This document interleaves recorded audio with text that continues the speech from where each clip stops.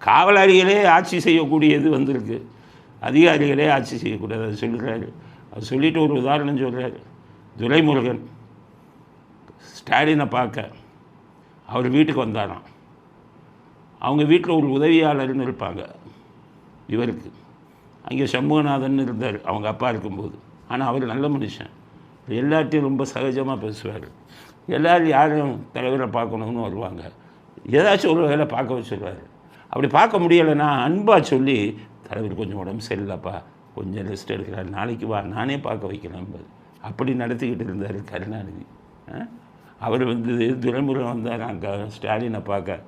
இவர் சொல்கிறார், வேல்முருகன் இந்த வீடியோ பாருங்கள். ஒரு துறையினுடைய செயலாளரை பார்ப்பதற்கு பல அமைச்சர்கள் வரிசை கட்டி காத்து கிடக்கிறாங்க மாதக்கணக்கில்.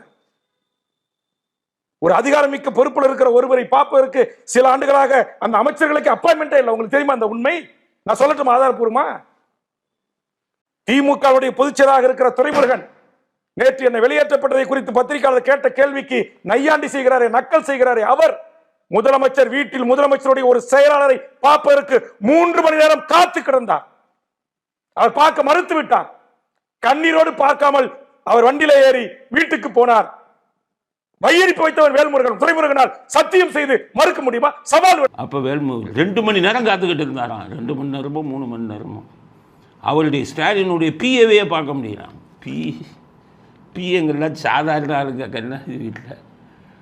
சண்முகநாதன் ஒன்றும் கெஸ்டட் பிஏ இல்லை, ஐஏஎஸ் இல்லை. அவங்களெல்லாம் வீட்டில் வச்சுருக்க மாட்டாங்க. ஐஏஎஸ் எல்லாம் அங்கே தான் இருப்பாங்க.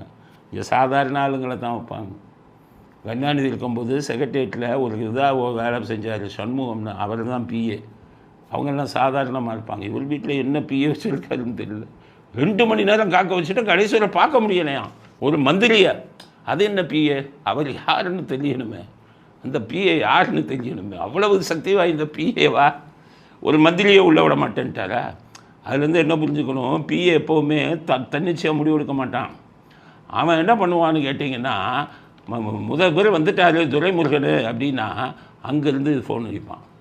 யாருக்கு? முதலமைச்சர். சார் இந்த மாதிரி மந்திரி துரைமுருகன் வந்திருக்காரு, என்னை பார்க்கணுங்கிறாருன்னு. ஸ்டாலின், சீக்கிரம் பார்த்து என்னன்னு கேட்டு அனுப்பியா அப்படின்னு சொல்லி இந்த அடுத்த நிமிஷம் கூப்பிட்டுருவான், சார் வாங்க. இவர் என்ன சொல்லியிருப்பார், அந்த ஆளுக்கு வேலை இல்லை பார்க்காதையான்னு இருப்பார். உடனே என்ன பண்ணுவான், பிஏ பார்க்க மாட்டான். பிஏ சொல்கிறதெல்லாம் அங்கேருந்து உத்தரவு வரணும். அப்போ துரைமுருகனை பார்க்காதுன்னு சொன்னவர் ஸ்டாலின் தான்.